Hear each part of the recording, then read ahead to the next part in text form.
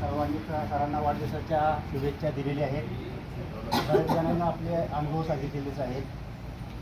मलाही सरांच्यापासून चांगलंच मार्गदर्शन आणि कामाचं सातत्य कसं करायचं ते सगळं शिकवण्यात आलेलं आहे.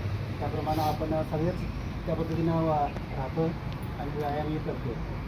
आता 15 दिवस झाले माझा पण व्यायामाचा हे चुकलेला आहे, म्हणजे डिस्कंटिन्यू झालेला आहे. तरीही त्यातनं आता मी आजपासून मी सुरू केलेला आहे व्यायाम करण्याचा प्रयत्न तरी केलेला आहे. इंगळे मॅडमने सांगितल्याप्रमाणे मन शांत ठेवणे, मन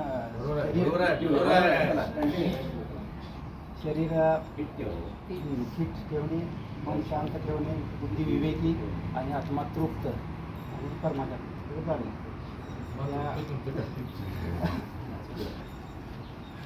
या गोष्टीचं सरांनी आपल्याला शिकवणूक दिलेली आहे आणि मानसिक शारीरिक हे तर सर शिकवतातच. त्याचबरोबर सरांनी सर्वांना मैत्रीपूर्ण वातावरण ठेवलेलं आहे आणि सर्वांच्यावरती सरांचा हे आहे, सर्वांच्यावरती सरांचं लक्ष पण आहे.